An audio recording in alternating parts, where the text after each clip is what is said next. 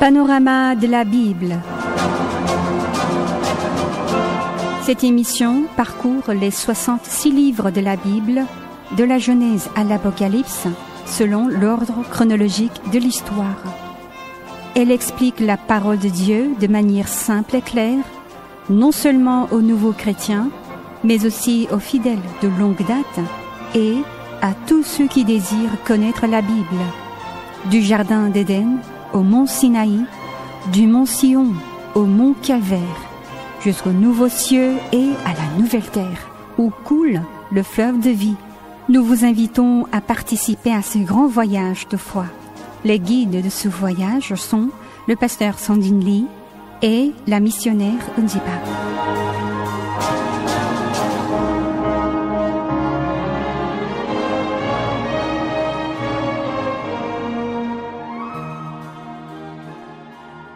Bonjour, pasteur. Bonjour.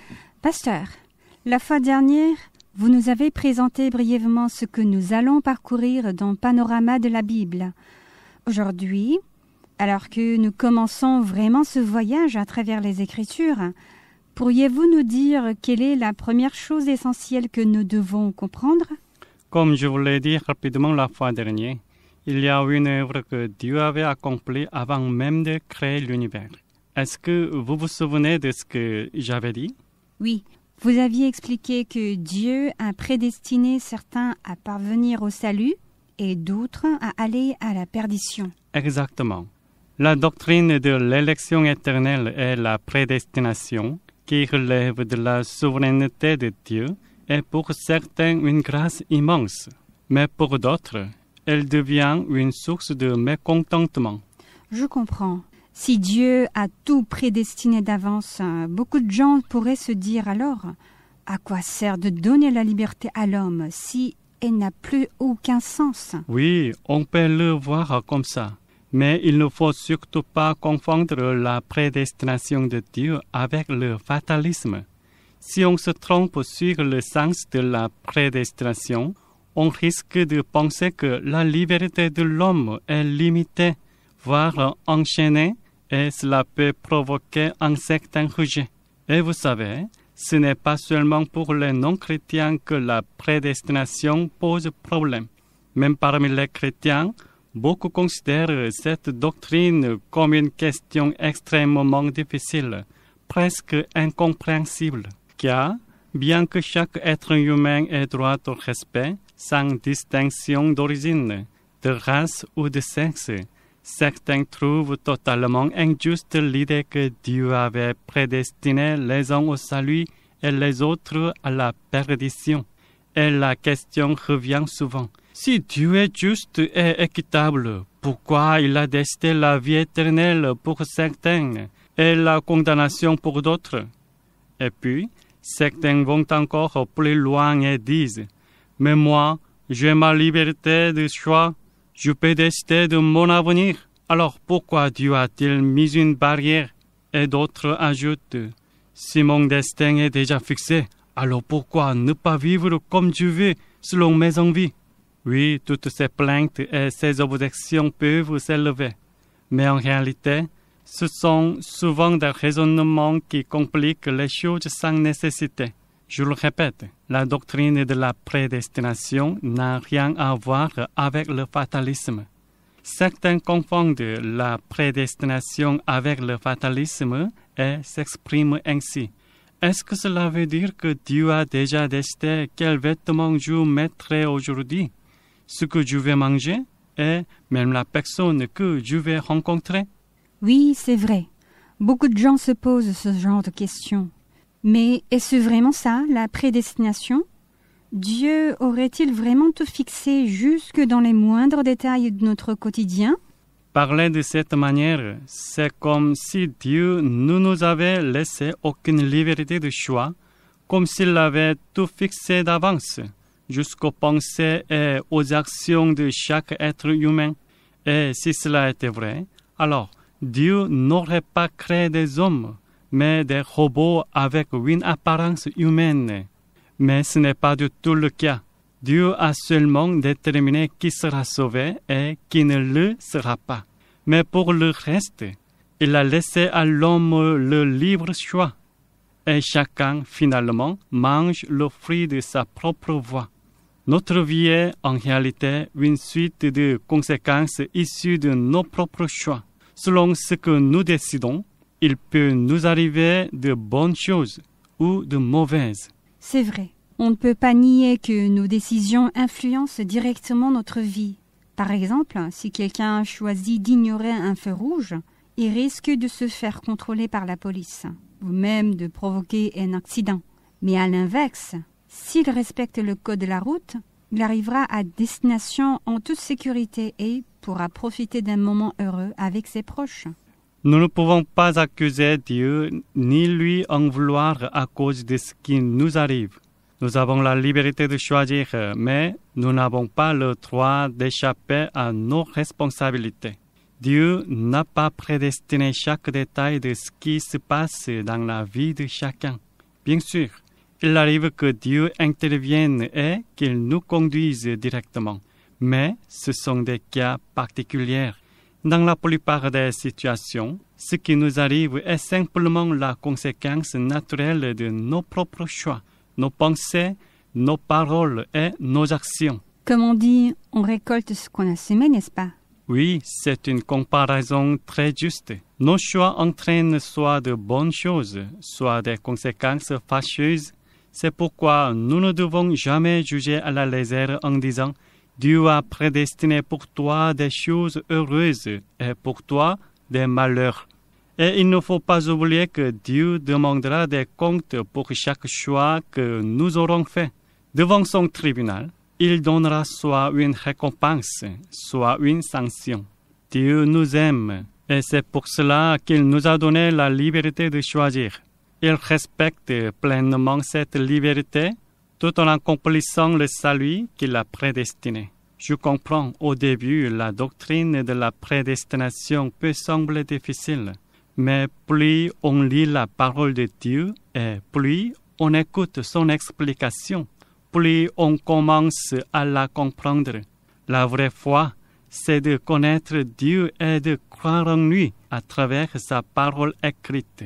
Croire sans vraiment connaître qui est Dieu, sans le comprendre à travers les Écritures, ce n'est pas une foi authentique, mais plutôt une croyance qui ressemble à de la superstition.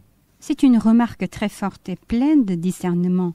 Une foi sans véritable connaissance de Dieu, ce n'est plus une foi authentique, c'est tout simplement de la superstition. Quand nous comprenons correctement la prédestination de Dieu, nous découvrons alors que notre salut est en réalité un don gratuit de sa miséricorde et cela nous remplit de reconnaissance.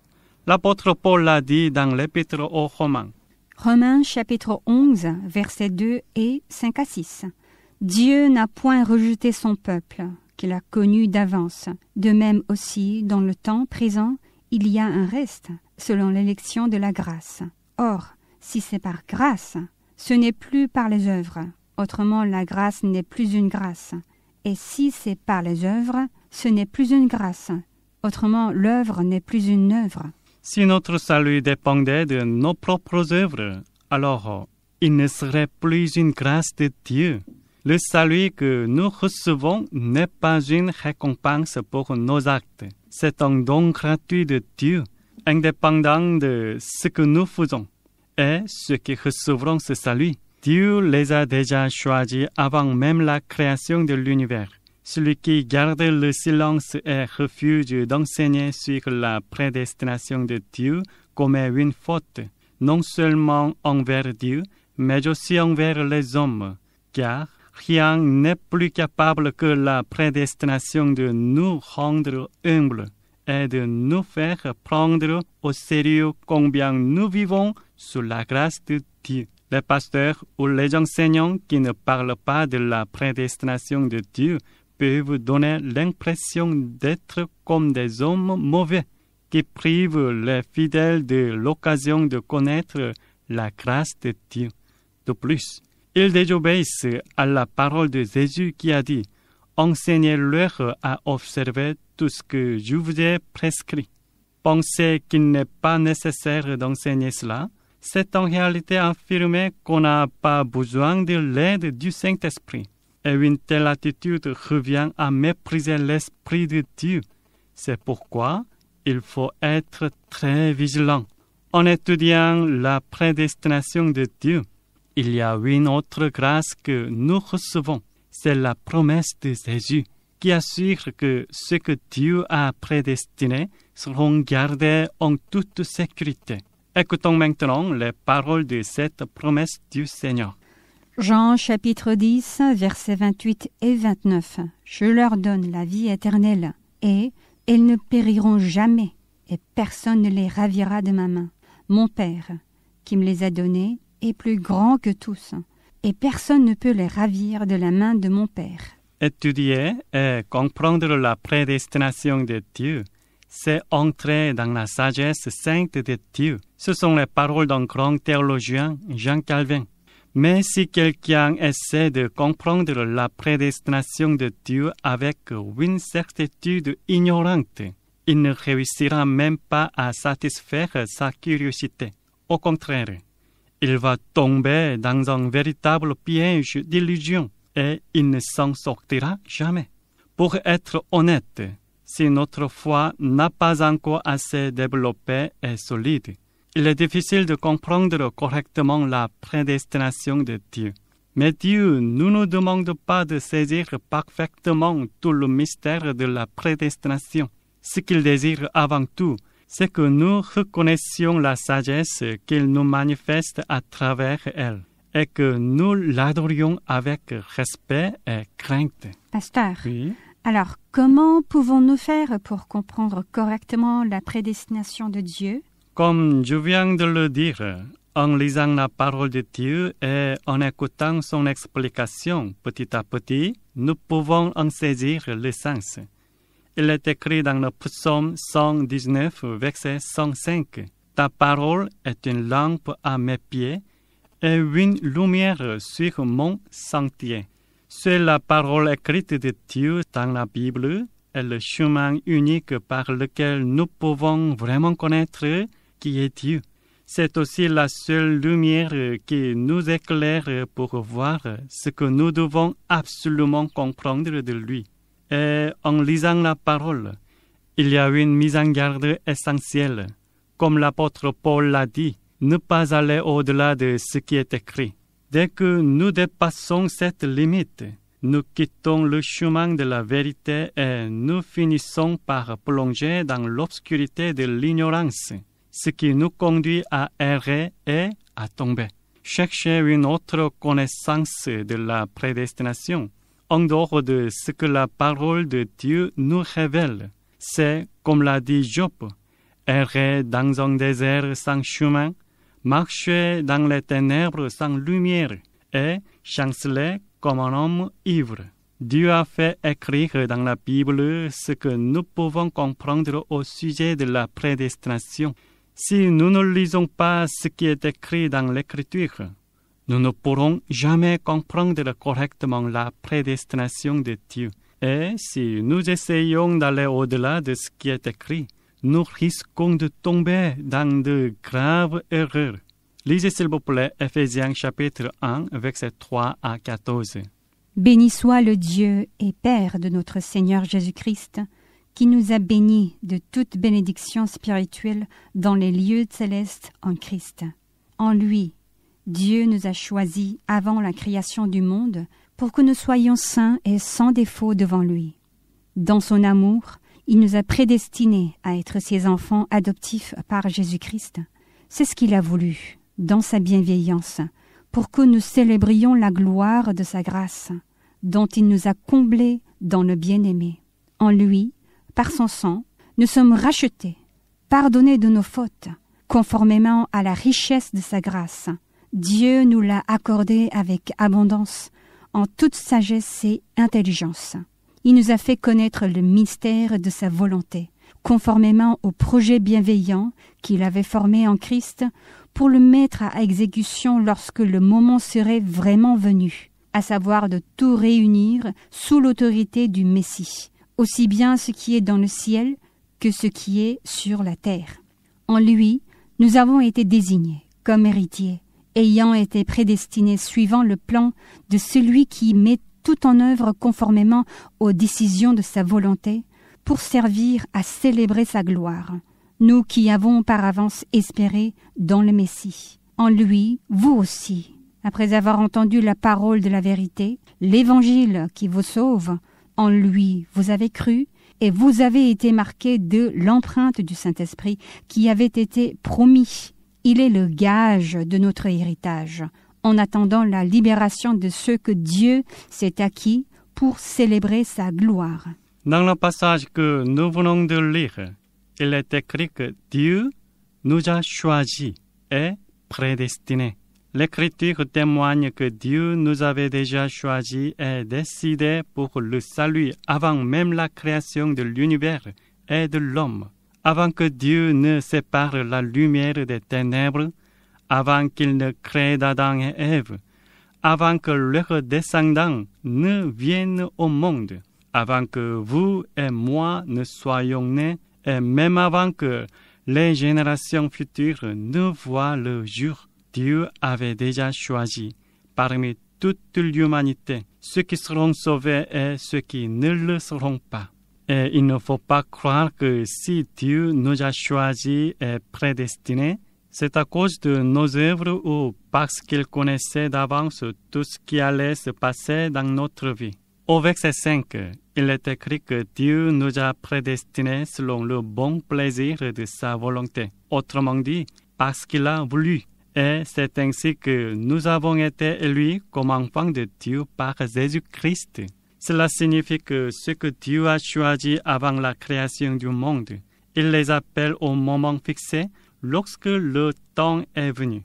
Et si on regarde le verset 6 dans le texte grec, on comprend que la prédestination n'est pas une récompense pour quelque chose que nous aurions fait, mais bien une grâce accordée gratuitement, une faveur imméritée. En termes théologiques, on appelle cela l'élection inconditionnelle. Autrement dit, ce n'est pas parce que nous avions des conditions pour mériter le salut que Dieu nous a choisis. Au contraire, il nous a choisis alors que nous n'avions aucune condition pour l'obtenir. Et cette foi qui nous permet de croire en Dieu ressemble à un acte de notre volonté. Mais en réalité, c'est un don de Dieu. Je pensais que ma foi en Dieu venait de ma propre volonté. Mais je réalise maintenant que c'est en fait un précieux don de sa grâce. Je rends grâce à Dieu. En vous écoutant, je me souviens des paroles de Jésus. Ce n'est pas vous qui m'avez choisi, mais moi, je vous ai choisi et je vous ai établi. Et l'élection inconditionnelle, vous avez dit. Quand j'entends cette expression, mon cœur est rempli de reconnaissance pour le choix que Dieu a fait de nous. Je n'ai aucun mérite pour recevoir le salut. Et pourtant, Dieu me l'a offert comme un don. Comment ne pas en être reconnaissante? Rien que de penser que moi, qui étais morte à cause du péché, Dieu m'a prédestinée et choisie avant la création du monde. C'est pour moi quelque chose de bouleversant, d'humiliant et de profondément reconnaissant. Mais d'un autre côté, il m'arrive aussi de me poser des questions sur le choix de Dieu. Quand je regarde la vie de Jacob, je me demande pourquoi Dieu a-t-il choisi Jacob? Il était quelqu'un de rusé, avide, prêt à tromper les autres. Par contre, Ésaü, son frère jumeau, a été trompé et a perdu son droit d'aînesse. Et en plus, Ésaü avait un caractère très ouvert. Il s'entendait bien avec les autres, alors que Jacob avait mauvaise réputation au point de ne pas s'être marié même à 70 ans passés. Alors pourquoi Dieu a-t-il choisi Jacob et non Ésaü? Pour cette question, je vous propose de lire le chapitre 9 de l'Épître aux Romains pour mieux comprendre. Veuillez lire Romains 9, versets 11 à 24.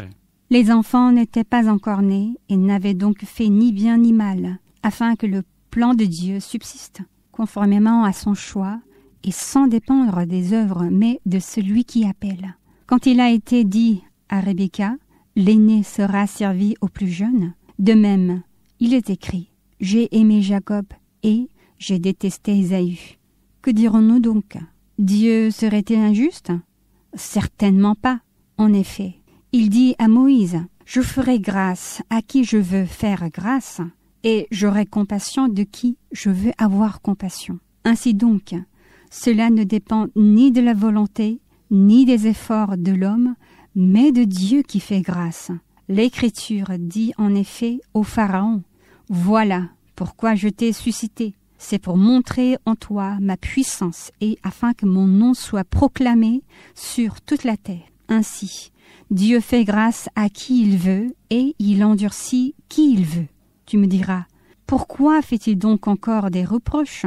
Qui peut en effet résister à sa volonté? Mais toi, homme, qui es-tu pour entrer en contestation avec Dieu? L'objet dira-t-il à celui qui l'a façonné, « Pourquoi m'as-tu fait ainsi ?» Le potier n'est-il pas le maître de l'argile pour faire avec la même pâte un ustensile d'un usage noble et un ustensile d'un usage méprisable? Que dire si Dieu, voulant montrer sa colère et faire connaître sa puissance, a supporté avec une grande patience des vases de colère, tout prêts pour la perdition? Et que dire s'il a voulu faire connaître la richesse de sa gloire envers des vases de compassion qu'il a d'avance préparés pour la gloire? Ainsi, il nous a appelés, non seulement d'entre les Juifs, mais encore d'entre les non-Juifs. Ce que nous comprenons à travers ce passage, c'est que Dieu a choisi Jacob simplement parce qu'il l'a voulu. Et à travers Jacob, qui est élu, Dieu a voulu accomplir son dessein. Les critères des hommes ne sont pas les critères de Dieu. Et la volonté des hommes n'est pas la volonté de Dieu. Dieu a fait de Jacob un vase de miséricorde et d'Ésaü un vase de colère, afin de manifester sa volonté à travers eux. Il y en a qui pourraient réagir comme ça. Mais pourquoi Dieu n'a pas empêché Ésaü de naître et laissé seulement Jacob venir au monde? Son amour n'a-t-il pas l'air trop injuste? Et en parlant de cette façon, certains finissent même par dire qu'ils ne veulent pas croire à la Bible. Alors moi, j'aimerais leur poser cette question en retour. Et si Dieu avait choisi de vous sauver, vous qui pensez ainsi, est-ce que vous pouvez encore dire qu'il est injuste? Et vous, qu'en pensez-vous? Et imaginons ceci. Si vous n'aviez en vous aucune pensée, aucune parole, aucune action vraiment bonne, et malgré cela, Dieu avait choisi de vous donner le salut comme un cadeau, pourriez-vous encore vous plaindre en disant qu'il est injuste? Non. On ne doit jamais juger à la légère l'amour de Dieu. Dieu déteste le mal, mais au lieu d'empêcher totalement les méchants d'exister, il veut se servir d'eux pour accomplir finalement son bien. Autrement dit, même les gens mauvais sont choisis pour que la volonté de Dieu s'accomplisse. Et c'est pareil aujourd'hui. Parmi les hommes de ce monde, les uns ont été choisis comme des vases de miséricorde pour recevoir le salut, et les autres comme des vases de colère pour montrer la justice de Dieu. Et à travers tout cela, Dieu accomplit son dessein. Si on comprend l'histoire selon d'un point de vue biblique, on peut dire que c'est le processus par lequel la volonté de Dieu s'accomplit dans le monde. Mais en même temps, c'est aussi la mise en œuvre des plans de Satan qui cherche à empêcher l'accomplissement de cette volonté. En fait, l'histoire avance comme un engrenage de ces deux volontés. Quand le plan de Dieu sera complètement accompli, l'histoire de ce monde prendra fin et le jugement de Dieu commencera. Si on le relie à ce qu'on vient de dire, c'est-à-dire la prédestination, cela veut dire qu'au moment où plus personne ne naîtra parmi ceux que Dieu avait choisis avant la création du monde, et qu'il n'y aura plus personne à sauver parmi ceux qu'il avait prédestinés pour le salut. Alors, l'histoire de ce monde arrivera à son terme et le jugement de Dieu commencera. Pasteur, oui. Alors ça veut dire que quand on regarde les autres, on ne doit jamais juger à la légère quel vase Dieu avait choisi ou prédestiné, n'est-ce pas? Oui, c'est vrai. L'élection et la prédestination relèvent entièrement de la souveraineté de Dieu. Cela veut dire que lui seul les connaît. Tant que nous ne serons pas devant le tribunal de Dieu, personne ne peut se vanter d'être sauvé. C'est seulement à ce moment-là que l'élection et la prédestination de Dieu seront pleinement accomplies. Alors, comme l'apôtre Paul l'a dit, travaillons à notre salut avec crainte et tremblement. Panorama de la Bible. Aujourd'hui, nous avons parlé de ce que Dieu avait accompli avant la création du monde, de sa prédestination. Chers auditeurs, frères et sœurs, restons dans la paix du Seigneur et retrouvons-nous très bientôt pour une nouvelle émission. Pasteur, Oui. merci. Merci.